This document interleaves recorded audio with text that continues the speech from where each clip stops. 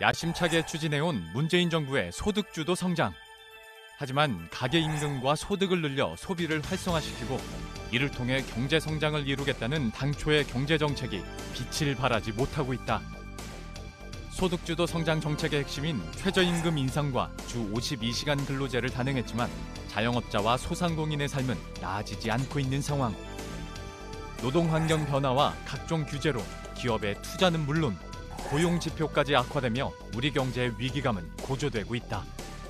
세계 경제 둔화 전망 속에서 2019년 우리 경제는 어떻게 위기를 대처해야 할 것인가?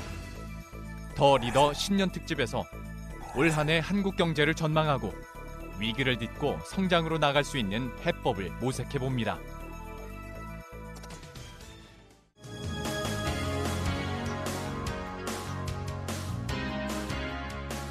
네, 시청자 여러분 안녕하십니까? 더 리더 진행을 맡은 예민수입니다. 새해가 시작하고 이제 며칠이 지났는데요. 새로운 해에 대한 희망보다는 우려와 불안이 큰 그런 한 해입니다. 그만큼 우리 경기 상황이 좋지가 않고요. 글로벌 경제 파고까지 덮쳐오고 있는 상황이어서 모든 경제인들이 어려워합니다. 투자자 여러분들도 마찬가지일 텐데요. 2019년 한국 경제 위기를 넘어서 성장으로 나아가기 위한 길은 무엇일까요? 신년 특집 더 리더, 오늘은 현대경제연구원 이동근 원장과 함께 말씀 나눠보겠습니다.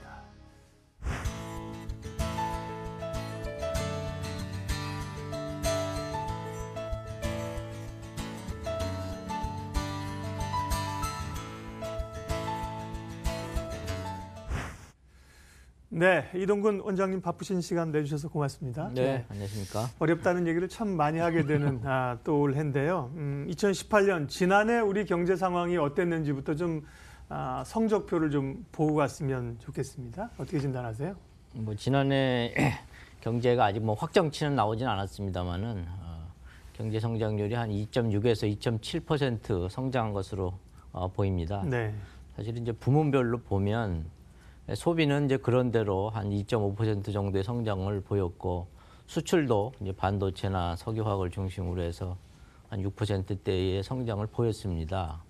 그렇지만 이 투자가 워낙 안 좋다 보니까 건설 투자와 이 설비 투자가 다 마이너스 한 3%대를 기록을 했습니다. 그러다 보니까 당초에 정부가 전망을 했던 경제 성장 3.0보다는 좀 다소 낮은 2.6% 정도를 기록한 것으로 볼 수 있습니다. 2017년에는 3.1% 성장을 마쳤는데 사실 그때는 건설 분야가 상당히 기여를 좀 많이 했습니다. 근데 2018년에는 이제 부동산이 워낙 뛰는 걸 또 잡기 위해서 누르다 보니까 딜레마죠. 정부도 사실 성장률이 좀 문제이긴 한데 그러면서 당초의 목표치를 채우지 못하면서 2018년을 이제 보냈는데요. 특별히 또 문재인 정부가 출범하고 나서 새로운 변화와 변혁들이 특별히 남북 관계라든지요. 경제 상황에서 여러 변화가 있었습니다. 1년 6개월이 훌쩍 지났는데 문재인 정부의 중간 경제 성적표는 어떤 부분을 봐야 될까요? 성장률을 봐야 되는지 고용을 봐야 되는지 많은데 총평을 하시면 어떻습니까? 문재인 정부 경제 성장은 사실 점수를 매긴다면 한 75점에서 한 80점 정도 될 것 같습니다. 네. 그러니까 약간 이제 좀 잘했다고 볼 수 있는 거는 아무래도 그 한반도 리스크가 많이 거의 없어졌다는 게 가장 큰 것이고, 그리고 또 외국에서 평가하는 이제 국가 신용 등급도 AA 정도로 나오기 때문에 한 3등급 정도의 신용 등급을 갖고 있기 때문에 전체적인 한국 경제의 성적은 괜찮다고 볼 수 있습니다만은 투자를 중심으로 해서 고용, 특히 고용은 일자리 정부를 표방을 했는데 고용 수치가 워낙 좋지 않게 나오다 보니까 사람들이 느끼는 경제 성적표는 그다지 좋지 않은 것으로 이렇게 평가를 하고 있습니다. 네. 2019년 올해 우리 경제 성장률을 현대경제연구원에서는 당초에 2.6%에서 2.5%로 하향 조정하셨습니다. 2019년 경제가 그리 좋지 않은 상황인데 또 당초보다 조금 낮춰 잡으셨는데요. 그 이유와 함께 2019년 올해 경제가 어떻게 흘러갈지 미리 좀 전망해 주십시오. 우리나라 경제는 아시는 대로 대외 의존도가 높은 경제이기 때문에 세계 경제 상황을 봐야 됩니다. 세계 경제 상황이 미국과 중국의 무역 전쟁이 계속되고 있고 또 미국의 금리 인상으로 인해서 또 신흥국의 금융 불안이 좀 있고 또 최근에는 이 국제 유가가 떨어지면서 우리한테 좋은 측면도 있지만 또 수출하는 측면에서 보면 좋지 않은 상황입니다. 그러다 보니까 여러 가지 여건이 그러니까 작년보다는 대외 여건이 좀 더 안 좋을 것 같고 또 국내적으로도 계속 투자가 안 되는 상황이 이어질 것 같고 또 이 최저임금이나 또 근로시간 단축과 관련돼서 기업들이 경쟁력이 좀 약화되는 요인이 있기 때문에 전반적으로 이 한국 경제 전망이 작년보다는 좋지는 않은 것으로 판단을 하고 있습니다.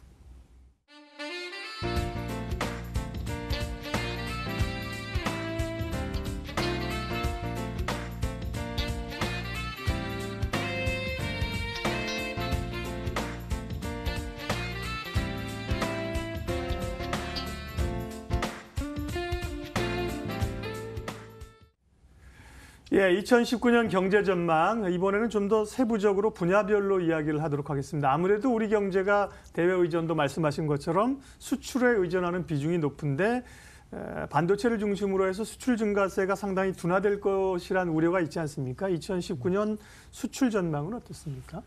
그 작년도에 우리나라 수출이 비교적 괜찮아서 예. 한 6.2% 성장을 했습니다. 그것은 물론 반도체와 석유화학을 중심으로 해서 많은 제조업 업종들이 골고루 성장을 했습니다. 그래서 수출은 비교적 괜찮은데 내년도는 저희들이 한 3.7% 증가로 보고 있습니다. 이것은 세계적인 경계가 조금 둔화되고 있고 그러다 보니까 세계의 교역량도 좀 작년보다는 조금 축소가 됩니다. 그리고 미국과 중국의 무역 분쟁이 지속되고 그다음에 그 신흥국들의 금융 불안으로 인해서 신흥국들이 경기가 둔화되면서 우리나라가 신흥국에 수출하는 것이 또 좀 줄어들 것 같고 또 반도체 경기도 작년보다는 조금 안 좋을 것 같아서 전반적으로 물론 그 절대적인 수출 증가는 있을 수 있겠습니다만은 그 증가율 자체가 한 3.7% 정도이기 때문에 작년보다는 수출 증가가 좀 안 좋다고 볼 수가 있습니다. 수출에서 이제 둔화되는 부분을 다른 쪽으로 소비나 투자 쪽에 메워지면 좋겠습니다만 뭐 우리 경제 구조나 상황이 그렇지 않다는 거는 아실 거고요. 그 이유는 잠시 좀 이따가 또 하도록 하겠고요. 말씀하신 미중 간의 무역 전쟁이 진행 중 아닙니까? 그리고 이제 중국과 미국이 우리의 최대 수출국이라는 점에서 미중 무역 전쟁이 과연 3월에 봉합이 될는지 아니면 뭐 이미 장기화 추세로 들어섰다는 분들도 많지 않습니까? 미중 무역 전쟁의 향후 우리 경제에 있어서 위협적 요인은 얼마나 되고 또 어떻게 대응을 해야 될까요?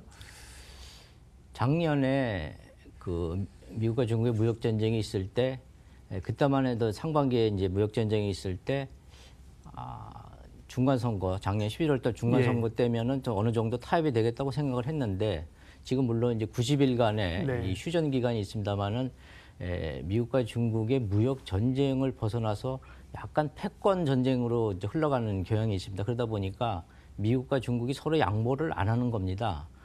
그래서 이 미국과 중국의 무역 전쟁이 좀 지속될 것으로 보고 있습니다. 그래서 우리나라가 그 중국의 그 수출 비중이 한 25%가 되기 때문에 일단 중국 경제가 둔화되면서 우리나라의 입장에서 보면 대중국 수출이 줄어들고 또 우리나라가 또 미국에 수출하는 것도 줄어들고 그래서 수출 측면에서 보면 미국과 중국의 무역 분쟁이 나쁜 영향을 미칠 것이다 하는 것이 이제 대체적인 평가입니다. 예. 그렇게 되면서 이제 글로벌 경제 전체가 좀 침체 혹은 둔화 국면으로 가지 않습니까? 그동안 세계 경제는 사실 미국과 선진국 중심으로 해서 미국은 뭐 더할 나위 없는 그 호황을 지금까지 누려왔는데 이제 미국 경제도 좀 둔화 추세로 가고요. 유로존도 뭐 성장률이 그렇고 우리는 대외 경제 영향을 많이 받을 수밖에 없는데 2019년 세계 경제 전망은 어떤지 또 성장 요인과 위협 요인을 좀 알려주세요. 그 IMF나 OECD 같은 이제 국제 기관에서는 당초에 그러니까 작년 상반기만 해도 2019년이 세계 경제가 한 3.9% 성장할 것으로 봤는데 하반기 들면서 계속 이 전망치가 이제 수정이 됩니다. 그래서 지금으로서는 지금 금년도에 한 3.7% 내지는 3.5%까지 보는 기간이 있습니다. 그래서 이 문제는 이 중국이 성장이 그러니까 작년도에 6.6에서 6.2%로 이제 줄어들고 네. 미국의 성장도 작년에 2.9% 성장해서 한 2.5% 성장으로 갑니다. 그러다 보니까 세계 전체가 성장률이 많이 좀 떨어지고 유일하게 러시아나 브라질 같은 그 원자재 수출 국가는 조금은 낮을 건 같습니다만 거기에는 또 우리나라의 수출 비중이 또 그렇게 높지 않기 때문에 우리나라 경제나 우리나라 수출 측면에서는 좋지 않다고 볼 수 있습니다. 예. 세계 경제 상황도 그리 좋지 않고 지금까지 말씀 나누면서 뭐 좋은 게 별로 없습니다. 이게 사실 또 현실이기도 한데, 예. 미국은 또 지난해 금리를 무려 연방기금 금리, 기준금리를 4번이나 올렸습니다. 그리고 올해도 일정 부분, 당초 한 3회에서 2회 정도로 줄긴 했으나 이 긴축 기조를 그대로 가져가겠다는 얘기고요. 경제에 대한 자신감 표현이라고 하나 금융시장은 꽤 불안해하고 있습니다. 연준이 그런 금리 인상 속도를 좀 스탠스를 좀 바꿀 수 있을지, 또 이 미국의 금리 정책과 관련된 경제 영향은 올해 어떻게 될까요? 미국이 이제 작년도에 말씀하신 대로 이제 4번의 금리 인상을 했고, 금년도에는 지금 한 2번 정도 하는 것으로 이제 얘기를 하고 있습니다. 그래서 지금 현재는 우리나라하고의 금리 차이가 한 0.75 퍼센트 포인트가 나기 때문에 커다란 우려는 없습니다. 원래는 한 1% 포인트 이상 차이가 나면 우리나라의 외국인 자금이 유출될 것이 아니겠느냐 이렇게 걱정을 많이 했는데 우리도 한번 올렸고요. 우리나라에서 직접 나가는 것은 별로 없을 것 같고요. 우리가 그동안에 뭐 외환 보유고도 많이 늘었고 또 사실 경제 체질이 그렇게 갑자기 뭐 하락이 되는 건 아니거든요. 이제 문제는 신흥국 국가의 금융 불안입니다. 신흥 국가는 아무래도 자기네 경제가 좀 어렵기 때문에 그 달러가 미국으로 갈 가능성이 많거든요. 그러면 신흥국 경제가 어려우면 우리나라가 신흥국에 수출하는 그런 것이 많이 또 어려워지기 때문에 신흥국의 이 경기 불안 내지는 금융 불안을 우리가 좀 걱정을 하고 거기에 대비를 할 필요가 있습니다. 네.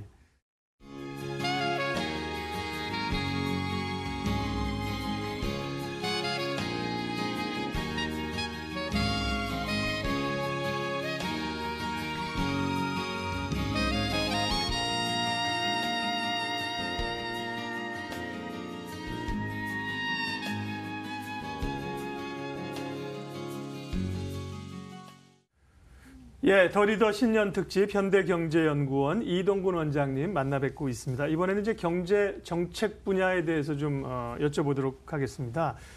대외 여건이 안 좋은 데다가 우리 뭐 내부 상황들도 안 좋아서요. 정부도 나름 이제 좀 경기 부양적인 혹은 뭐 신도시도 건설하고 여러 가지 그런 정책 방향들을 두고 있는데요. 2019년 정부의 정책 운영 방향의 중점은 어디에 두고 있는 건지 또 방향이 맞다고 보시는지요? 그 문재인 정부가 처음에 경제정책 방향을 소득 주도 성장, 혁신 성장, 공정 경제 이렇게 세 가지로 발표를 했습니다. 그래서 뭐 그 세 가지의 이런 방향 자체가 잘못됐다는 것보다는 그동안에 너무 이게 소득 주도 성장이 이 최저임금과 이 근로시간 단축에 이렇게 매몰되다 보니까 실질적으로 산업 경쟁력을 높일 수 있는 혁신 성장을 좀 소홀히 하지 않았느냐. 근데 혁신 성장을 하기 위해서는 여러 가지 뭐 규제 개혁이 필요한데 그것이 뭐 정치권이나 또 이해관계자, 기득권자들의 이 반발과 저항 때문에 사실은 이게 규제 개혁이 잘 안 되고 있거든요. 그래서 그런 측면에서 보면 우리나라가 지금 최근에 이게 주력 산업의 경쟁력이 계속 나빠지고 있는데 이 기존 산업에서 규제가 좀 더 강화되고 있습니다. 지금 우리나라 기업들이 참 어려워하는 것이 기존 산업인 경우에도 뭐 환경이나 안전 쪽에서는 규제가 좀 더 강화가 되고 있고 또 신산업에 진출하려고 해도 신산업에 대한 규제가 많기 때문에 실질적으로 투자를 할 데가 없는 거예요. 그러니까 우리나라 이제 이 경제 성장 중에서 뭐 소득 수출, 그러니까 소비 수출은 비교적 괜찮은데 투자가 안 된다고 아까 말씀드렸습니다만 투자를 활성화하기 위해서 그리고 또 최근에 정부에서도 이제 투자 뭐 주도 성장으로 약간의 정책 변화를 갖고 가고 있는 것 같습니다. 그래서 투자를 활성화하기 위한 정부 정책이 계속 뒷받침되어야 된다. 그래야지 정부에서 당초에 의도한 대로 이 소비를 통해서 기업들의 투자와 고용을 늘리는 그쪽으로 이렇게 선순환 과정을 밟을 수 있을 것 같습니다.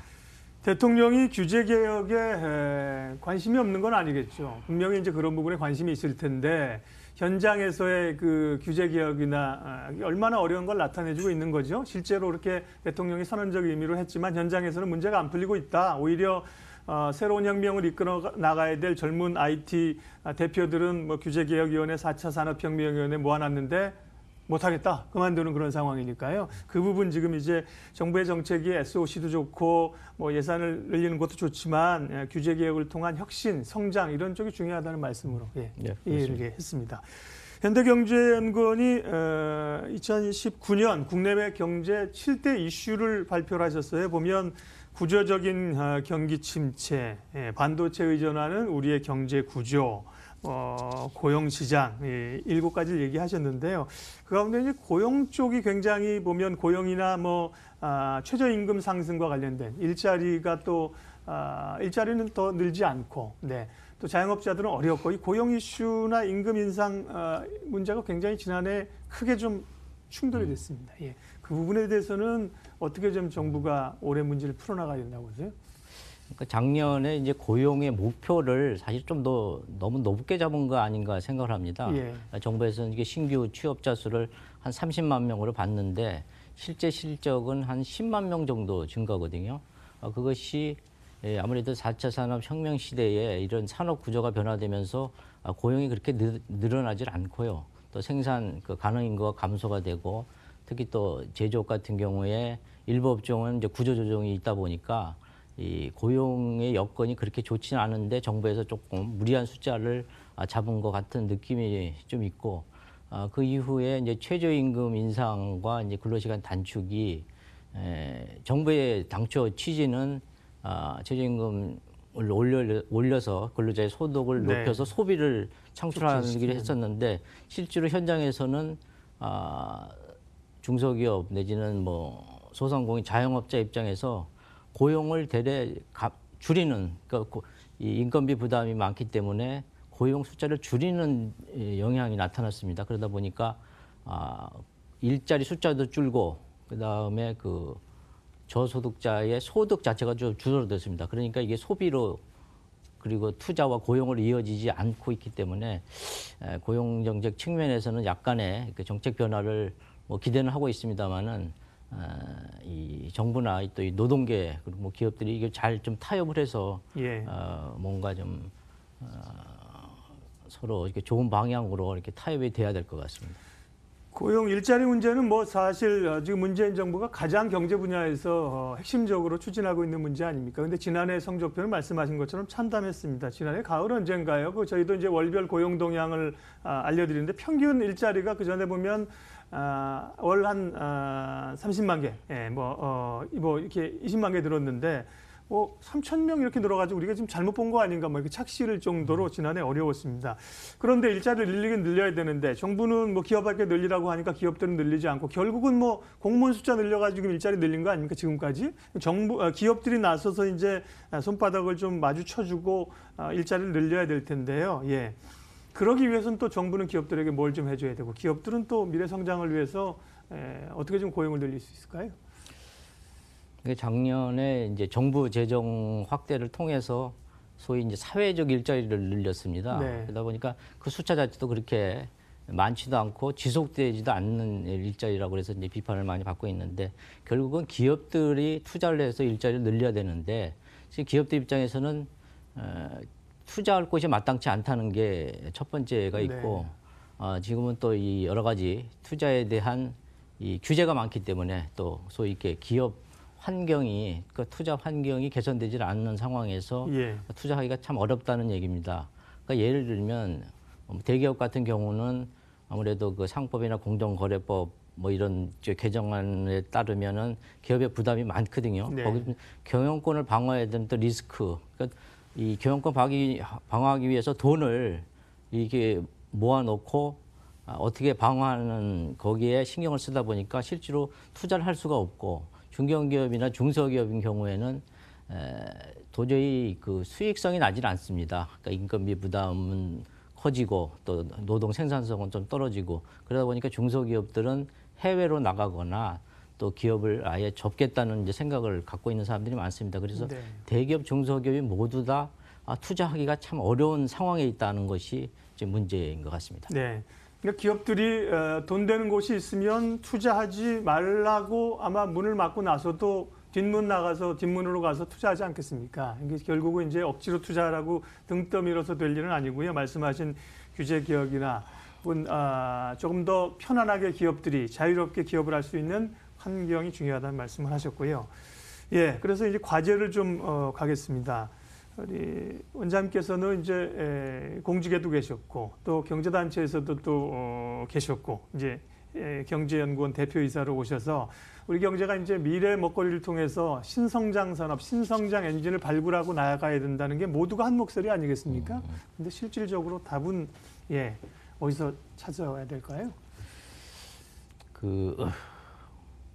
노무현 정부, MB 정부, 박근혜 정부, 지금 문재인 정부까지 거의 20년을 보면 이 새로운 산업을 육성해야 된다는 계획은 항상 발표를 합니다. 예. 소위 미래 성장 동력, 신성장 동력 이렇게 육성을 한다고 하는데 결과적으로 보면 그 해당되는 이 분야나 업종이 거의 다 제조업과 관련된 제조업과 융합된 산업이거나 제조업에서 파생되는 산업입니다. 그러니까 다행히 우리나라가 이제 제조업의 경우에 어느 정도 국제적인 경쟁력을 갖추고 있기 때문에 그 제조업을 어떻게 좀 더 발전시키느냐가 중요한 것 같습니다. 그러니까 아무리 4차 산업혁명 시대라도 우리나라가 갑자기 AI나 빅데이터 쪽에 세계적인 경쟁력을 확보하기는 참 어렵습니다. 그러니까 다른 나라의 경우도 제조업과 관련된 산업, 신산업입니다.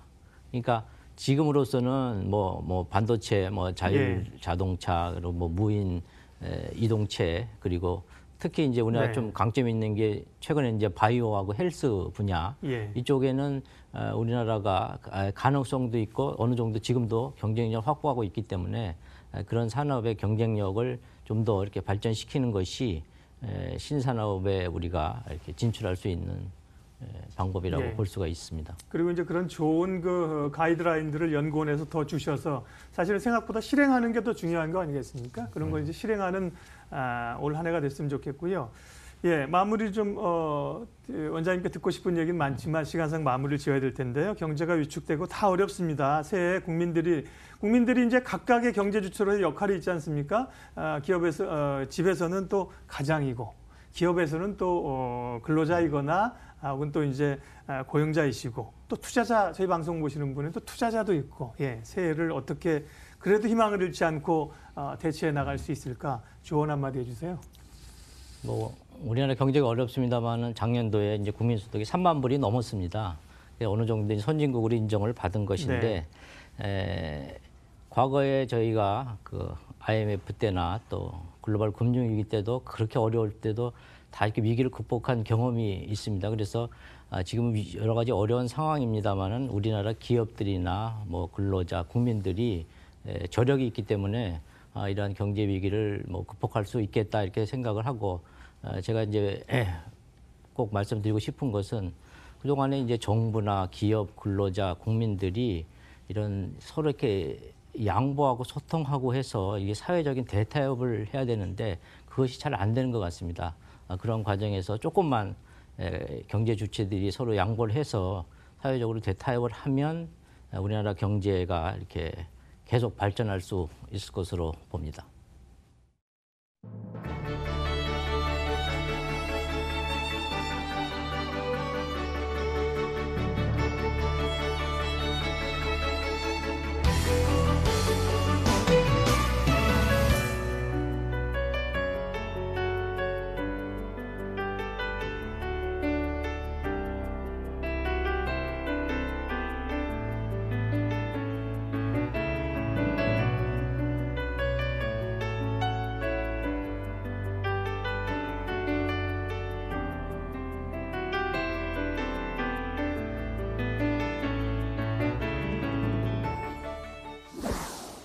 예, 오늘 신년 특집 더 리더로 위기에 처한 한국 경제가 2019년에 나아갈 방향에 대해서 얘기해봤습니다. 예, 앞서 원장님 말씀하신 것처럼 우리가 1인당 국민소득 3만 달러 시대에 그런 그 기운들이 있지만 사실은 체감적으로는 아직 어렵습니다. 도전과 대응, 도전 가운데 대응으로 말씀하신 그 저력을 가지고 끈기를 가지고 위기를 넘어서 더 멀리 도약할 수 있는 한 해가 됐으면 하는 바람들이고요. 시청자 여러분들도 모두 건승하시기 바랍니다. 오늘 함께해 주신 현대경제연구원 이동군 원장님 고맙습니다. 네, 감사합니다.